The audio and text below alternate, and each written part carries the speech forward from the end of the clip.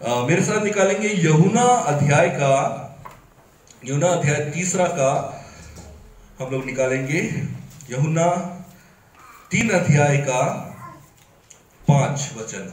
कोई पढ़ेगा हिंदी में? यीशु ने उत्तर दिया कि मैं तुमसे सच सच कहता हूँ, जब तक कोई मनुष्य जल और आत्मा से ना जन्मे तो वह परमेश्वर के राज्य में प्रवेश नहीं कर सकता।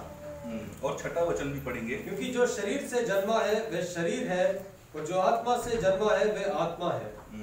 परमेश्वर इस वचन के द्वारा सभी को आशीष दे। पास्टर जी धन्यवाद। आइए हम प्रार्थना में जाएं।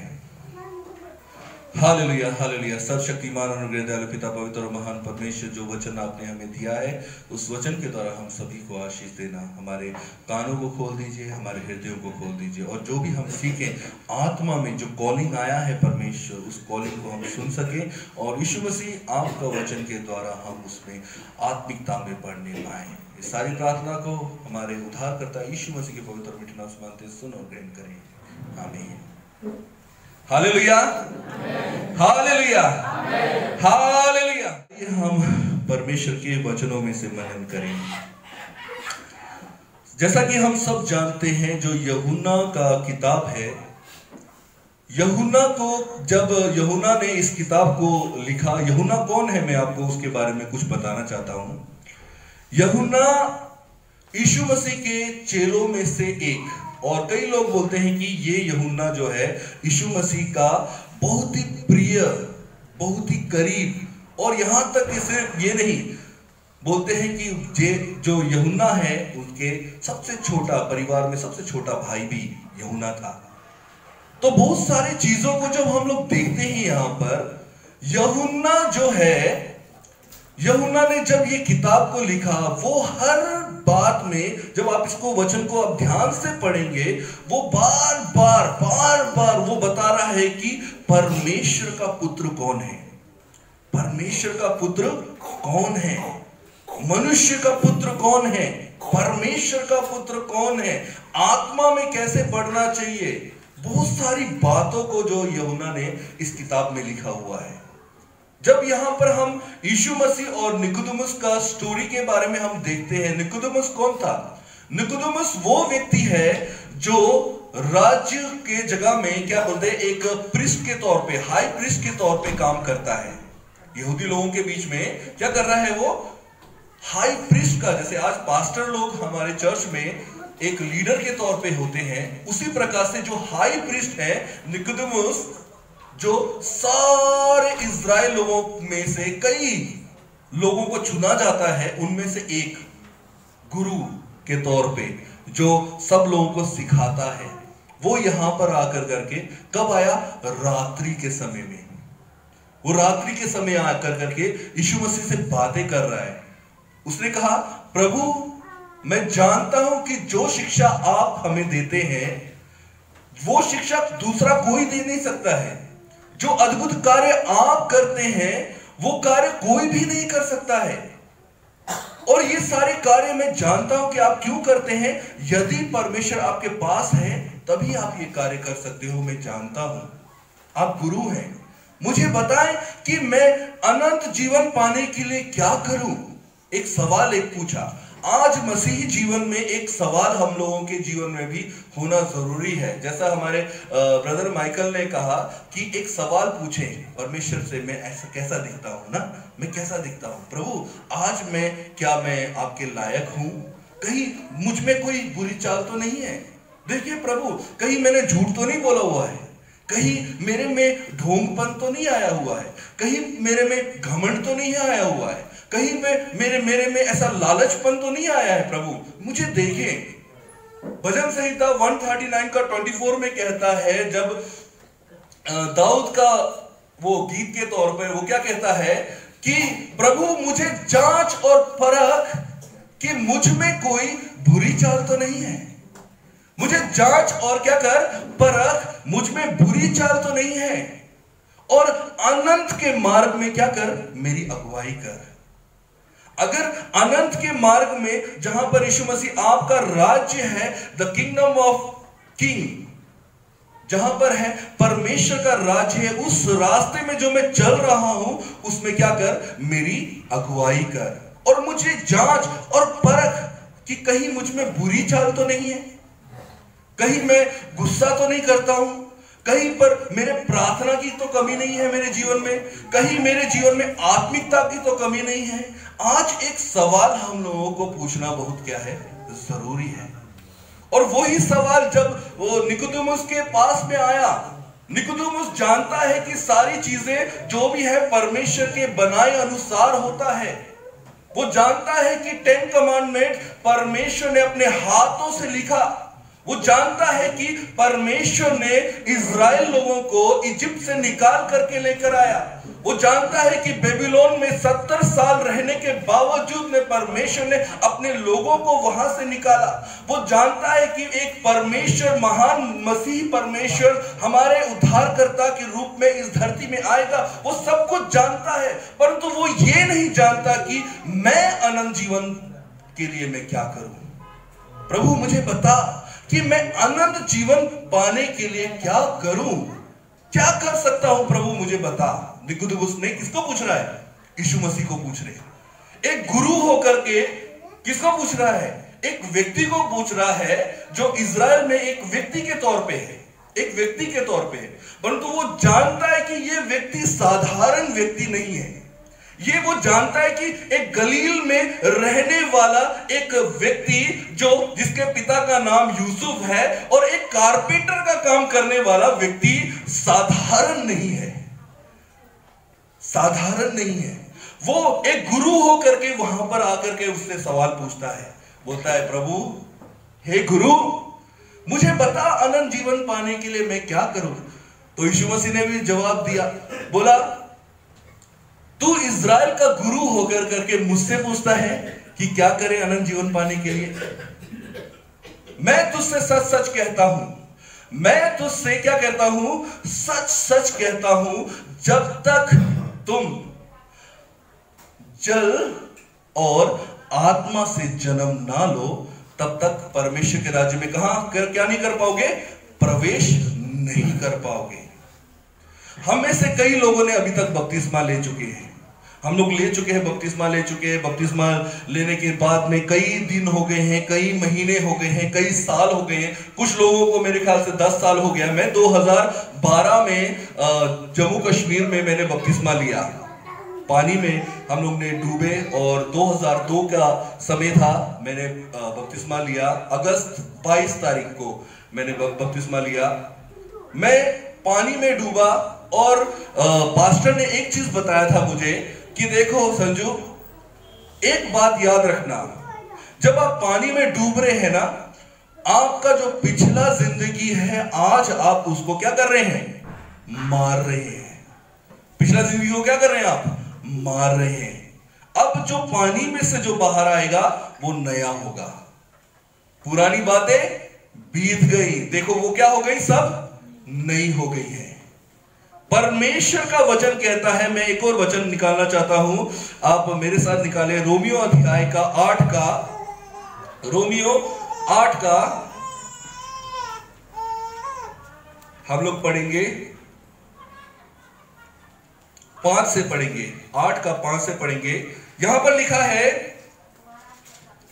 क्योंकि शारीरिक व्यक्ति शरीर की बातों पर मन लगाते हैं, परंतु आध्यात्मिक तो आत्मा की बातों पर मन लगाते हैं।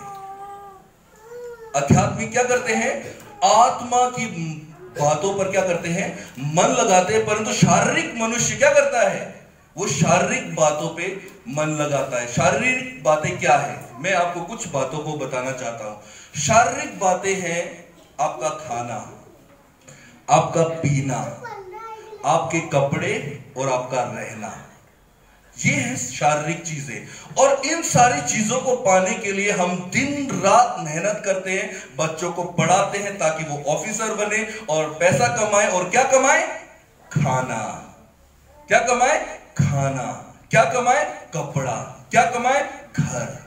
वो क्या है, शारीरिक चीजें। मैं ये नहीं कहता कि ये चीजें जरूरत नहीं है, परमेश्वर का वचन आप कहता है कि मैं जानता हूं कि ये सारी चीजें तुम्हें जरूरत है, परंतु उससे पहले क्या करो, परमेश्वर के राज्य की खोज करो, तब ये सारी वस्तुएं क्या हो जाएंगी, तुम्हें आप मिल जाएंगी। शारीरिक मनुष्य शरीर की बातें करता है, परंतु आत्मिक मनुष्य क्या करता है? आत्मा की बातें करता है। उसके बाद परमेश्वर का वचन क्या कहता है? शरीर पर मन लगाना तो मृत्यु है, परंतु आत्मा पर मन लगाना जीवन और शांति है। शरीर पर क्या करना है? मन लगाना क्या होता है? मृत्यु है। ये सब चीज ओझल हो जाएगा। ये सब चीज क्या हो जाएगा? ओझल हो जाएगा। आप खाना खाते हैं, फिर भूख लगता है। कपड़ा पहनते हैं, कपड़ा खराब हो जाता है, फिर नया कपड़ा खरीदते हैं। घर खराब हो जाता है, आप रिपेयर करते हैं, घर टूट जाता है, रिपेयर करते हैं, भूकंप आ जाता है तो बाहर रहते हैं, फिर भी टिका हुआ नहीं है। शरीर कुछ चोट लग जाने से, जब मैं छोटा था मुझे इसकी खबर नहीं थी, मैं समझता नहीं था इस चीजों को। मैं सोचता था कि हम लोग आए हैं इस दुनिया में तो जियो, जीने दो, अच्छा काम करो और एक दिन मरना है। परंतु मुझे ये नहीं मालूम था कि शरीर के कट जाने से वापस नहीं आता है। कट जाने से क्या होता है? वापस नहीं हो जाता है। थोड़ा कटा, दाग लग गया, उस दाग को हटा नहीं सकते। कब हटाएंगे उस दाग को? थोड़ा कटा, दाग को हटा नहीं सकते। उंगली कट गई, उंगली वापस नहीं आ सकता। पांव कट गया, पांव वापस नहीं आ सकता। क्या हो रहा है ये? क्या हम लोग परमानेंट चीज नहीं है? क्या हमारा शरीर परमानेंट चीज नहीं है? क्या हो रहा है? गिरने से खून लग रहा है, खून निकल रहा है, दांत टूट रहे हैं। क्या हो रहा है? क्या चीज है ये चीजें? शरीर पर मन लगाना क्या है? मृत्यु है। जब तक हमारा मन क्या होता है? शरीर में टिका होता है, तब तक हम लोग परमेश्वर की आवाज को सुन नहीं सकते हैं। अच्छा पोजीशन मिल गया, शरीर की बातों पे चलना शुरू कर दिया। अच्छा सेहत है, शरीर की बातों पे चलना शुरू कर दिया। बीमार हो गए, प्रभु को याद किया। घर में पैसा नहीं है, प्रभु को याद किया। परमेश्वर चाहता है कि हम उसके केवल दुख में ही हम उसे याद ना करें, जब हमारे जीवन में खुशी होता है तभी भी हम उसको याद करें। शरीर परमानेंट नहीं है, कुछ भी हो सकता है। मैंने ऐसे बहुत सारे लड़कों को देखा हुआ है जो आर्मी की ट्रेनिंग करने के लिए दिन रात मेहनत किया और अचानक एक्सीडेंट हो गया और उनके पांव चले गया, उनका जीवन खत्म हो गया। उन्होंने बोला नहीं, अब मेरा पांव नहीं। आर्मी में पूरा बचपन से मैंने एक दिल बनाया था कि आर्मी में जाऊंगा, अभी तो पांव ही नहीं है, क्या करूंगा? अपने आप को खुदकुशी करने के लिए कई लोगों ने ट्राई किया, कई लोगों ने खुदकुशी किया। आज हम जितनी बात कर रहे हैं, आधे घंटे में मेरे ख्याल से कई लोग अभी तक अपने जीवन का अंत कर चुके होंगे। क्यों? क्योंकि शरीर पे मन लगाना क्या है? मृत्यु है। मृत्यु है। ये परमानेंट नहीं रहेगा। शरीर परमानेंट नहीं रहेगा। बुढ़ापा आएगा, दर्द आएगा, समस्याएं आएंगी। आपकी खूबसूरती हमेशा आपके पास नहीं रहेंगी। आपका धन संपत्ति आपके पास नहीं रहेगा। क्या रहेगा? क्या आप लेकर जाएंगे? केवल एक चीज, वो है यीशु मसीह का पवित्र नाम। हालेलुया। जब हम आत्मा में मन लगाना शुरुआत करते हैं, शरीर में मन हमारा नहीं लगता है। जब तक शरीर में मन लगाना शुरुआत करते हैं, हम आत्मा में मन नहीं लगा सकते हैं। बाइबल का वचन क्या कहता है? शरीर में पर मन लगाना तो मृत्यु है, परंतु आत्मा पर मन लगाना क्या है? जीवन और शांति है। मैं एक और वचन में पढ़ना चाहता हूं। यहां पर क्या लिखा है कि यदि वास्तव में परमेश्वर का, 9 वचन में, यदि वास्तव में परमेश्वर का आत्मा तुम में वास करता है तो तुम शरीर में नहीं वरन आत्मा में हो। परंतु यदि किसी में मसीह का आत्मा ना हो तो वह उसका नहीं है। ध्यान से सुने आप। यदि परमेश्वर का आत्मा अगर आज हम में है तो हम मसीह में हैं। यदि परमेश्वर का आत्मा आज हमारे अंदर में नहीं है, हम कतई ना सोचे कि परमेश्वर के हम हैं। हम परमेश्वर के नहीं कहलाएंगे जब तक हमारा आत्मा नहीं होगा। निकोदेमुस बहुत सोच विचार में कितने किताबों को पढ़ चुका होगा, कितने ही चीजों को जान चुका होगा। वो बुजुर्ग हो चुका है, बूढ़ा हो चुका है। वो यीशु मसीह को बोलता है कि एक बूढ़ा व्यक्ति नया जन्म कैसे पा सकता है? क्या उसे फिर से छोटा बच्चा होकर के मां के कोख में जाकर के फिर से जन्म लेने की जरूरत है क्या? क्या मैं वो करूं क्या? नहीं। परमेश्वर का वचन कहता है, यीशु मसीह ने कहा, जब तक तुम आत्मा और जल से ना जन्मो तब तक तुम्हारा दूसरा परमेश्वर के राज्य में प्रवेश करना बहुत ही कठिन है। हालेलुया। परमेश्वर का वचन कहता है, यदि वास्तव में परमेश्वर का आत्मा तुम में वास करता है तो तुम शरीर में नहीं वरन आत्मा में हो। यदि सचमुच में परमेश्वर का आत्मा हमें वास करता है तो हम शरीर में नहीं है, अभी हम आत्मा में हैं। हालेलुया। हम आत्मा में हैं। परमेश्वर की आत्मा को महसूस करें। दुष्ट आत्माएं डरती हैं परमेश्वर से। हालेलुया। दुष्ट आत्माएं डरती है परमेश्वर के आत्मा से। अगर यदि आपके अंदर में परमेश्वर का आत्मा होगा, दुष्ट की शक्तियां आपको छूने ना पाएंगी। हालेलुया। परमेश्वर से प्रार्थना करें, उसे मांगे। प्रभु, दाऊद कहता है कि प्रभु देख मुझ में कोई बुरी चाल है कि नहीं है, देख मुझ में कोई ऐसी बात तो नहीं है जिसके कारण मैं आपसे अलग हो रहा हूं। वो प्रार्थना कर रहा है, रो रहा है परमेश्वर के सामने। अगर आप भजन संहिता 139 का पूरा वचन पढ़ेंगे ना, वहां पर बहुत सारी बातों को लिखा है।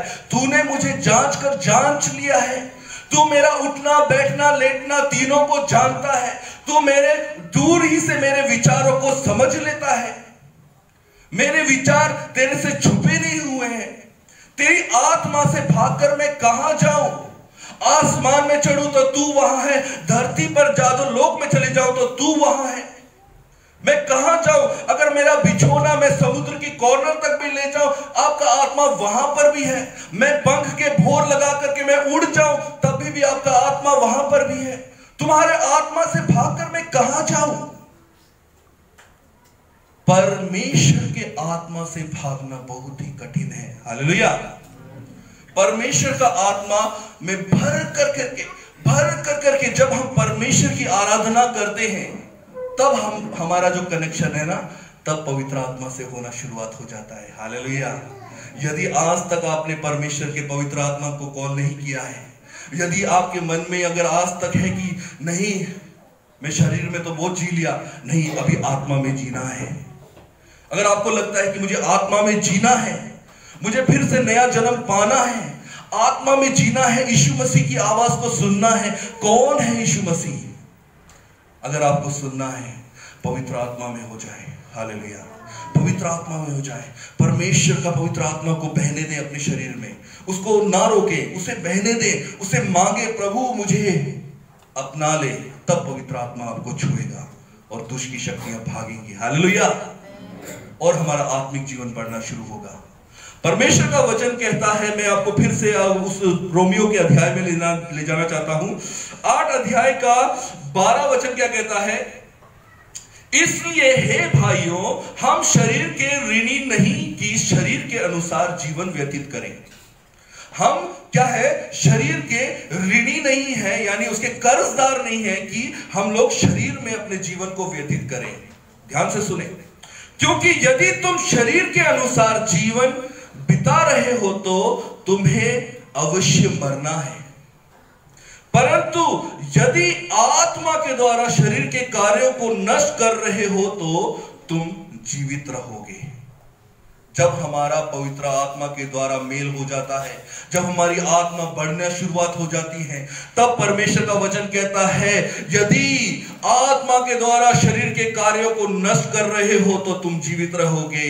उसके बाद क्या कहता है? क्योंकि वे सब जो परमेश्वर की आत्मा के द्वारा चलाए जाते हैं वे परमेश्वर के संतान हैं। हालेलुया। हालेलुया। जो भी परमेश्वर की आत्मा के द्वारा चलाए जाते हैं वो क्या है? परमेश्वर के संतान है। हालेलुया। क्योंकि परमेश्वर का वचन कहता है कि परमेश्वर क्या है? आत्मा है। हालेलुया। परमेश्वर क्या है? आत्मा है। परमेश्वर आत्मा है। परमेश्वर चाहता है कि हम उसकी आराधना कैसे करें? आत्मा और सच्चाई से करें। यूहन्ना अध्याय का उसमें लिखा हुआ है कि हमारी आत्मा, क्या लिखा है? हमारी आत्मा उसकी आराधना कैसे करे? आत्मा और सच्चाई से करे। क्यों? क्योंकि वो क्या है? आत्मा है। Hallelujah, hallelujah. परमेश्वर का वचन कहता है, तुमने दासत्व का आत्मा नहीं पाया कि भयभीत हो। ध्यान से सुने, तुमने दासत्व का आत्मा नहीं पाया है कि तुम भयभीत हो, परंतु पुत्रों के समान ले पालकपन का आत्मा पाया है, जिससे हम हे अब्बा, हे पिता कहकर पुकारते हैं। हालेलुया। आज जब परमेश्वर ने हमें यह मौका दिया है, हम उसे अब्बा और हम पिता कहकर बुलाते हैं। क्यों? क्योंकि परमेश्वर का आत्मा आज भी मौजूद है हमारे बीच में। हालेलुया। यदि आप विश्वास करें, परमेश्वर आपके दाहिने बैठा हुआ है, आपके बाएं बैठा हुआ है, आपके चारों तरफ है, उसे सिर्फ महसूस करें, प्रभु मेरे दिल में आ, उसे महसूस करें। आप में से कई लोग जानते नहीं होंगे, पिछले दिनों से हम लोग गथल में जाकर करके दुष्ट आत्माओं को निकाल रहे हैं, दुष्ट आत्माओं को निकाल रहे हैं। जो लोग नहीं जानते, मैं उन्हें बताना चाहता हूं, जो जानते हैं मैं उन्हें फिर से रिमाइंड देना चाहता हूं कि परमेश्वर का आत्मा है ना, बहुत महान परमेश्वर का आत्मा है। जब दुष्ट आत्मा ने, हमने दुष्ट आत्मा को पूछा, ध्यान से सुनिएगा, हमने दुष्ट आत्मा को गथल में पूछा कि हमारे पास कौन खड़ा है? किसने क्या कहा? यीशु खड़ा है। हालेलुया, यीशु खड़ा है। मैंने फिर एक सवाल पूछा, मैंने बोला कि यीशु कौन है? क्या बोला? यीशु राजाओं का राजा है, प्रभुओं का प्रभु है। हालेलुया। दुष्ट आत्मा जानती है कि उनका राजा कौन है, तो हम मनुष्य क्यों ना जाने हमारा राजा कौन है। हालेलुया। पवित्र आत्मा जब हमारे जीवन में कार्य करना शुरू करता है, जब परमेश्वर का पवित्र आत्मा पूरी रीति से हमारे जीवन में आ जाता है, तब परमेश्वर की कार्य शुरू होते हैं। हालेलुया। उसे महसूस करें, परमेश्वर कॉलिंग कर रहा है आपको, कनेक्शन खराब हो रहा है, कहीं हम में कोई कमी तो नहीं है। हालेलुया। कनेक्शन को ठीक करें, कनेक्शन को ठीक करें, हमारे शरीर के कनेक्शन को ठीक करें। जब तक हमारे जीवन में वो पाप रहेगा, जब तक हमारे जीवन में वो सारी चीजें जो गलत चीजें हैं, जो परमेश्वर से हमको दूर करती है, वो चीजें रहेंगी, तब तक परमेश्वर का कनेक्शन हमारे साथ नहीं हो सकता है। उस कनेक्शन को बनाने के लिए हमें अपना बलिदान देना पड़ेगा, शरीर को मरना पड़ेगा। हालेलुया। जब शरीर मर जाता है, तब पवित्र आत्मा कार्य करता है, तब आत्मा उससे मिलता है, तब परमेश्वर का वचन कहता है कि हम उसके संतान होंगे। हालेलुया। परमेश्वर आज हमारे बीच में आना चाहता है।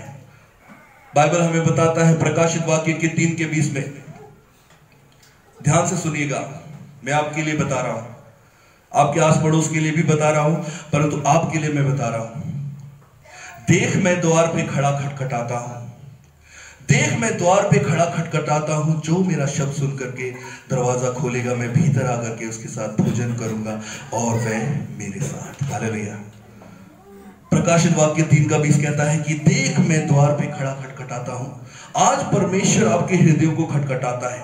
क्या आप यीशु मसीह के लिए द्वार खोलेंगे?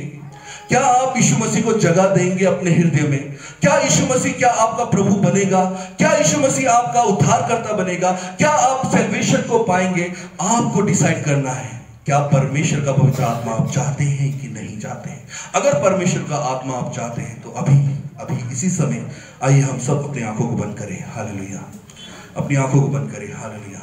और प्रार्थना करें मन में, प्रभु मेरे भी जीवन में आ, प्रभु मेरे जीवन में आ, मेरे आत्मा में आ जा, प्रभु मुझे आत्मा से भर दे, पवित्र आत्मा से भर दे। हालेलुया। और परमेश्वर की आग यहाँ पर है। Hallelujah, hallelujah, hallelujah. उस आग को उड़ेल देते हैं इस कमरे के चारों तरफ में। Hallelujah, hallelujah, hallelujah, hallelujah. हर एक दुष्ट की शक्तियां दूर होने पाए। हालेलुया। हर एक पवित्र आत्मा से भरने पाए। Hallelujah, hallelujah. परमेश्वर से मांगे, परमेश्वर से मांगे। परमेश्वर का वचन कहता है यदि तू मांगे तो परमेश्वर पवित्र आत्मा क्यों ना देगा। हालेलुया। पवित्र आत्मा को मांगे। Hallelujah, hallelujah, hallelujah. होने दीजिए कि हालेलुया, हालेलुया, हालेलुया। और हालेलुया, हालेलुया। पवित्र आत्मा से भरे परमेश्वर। हालेलुया। टच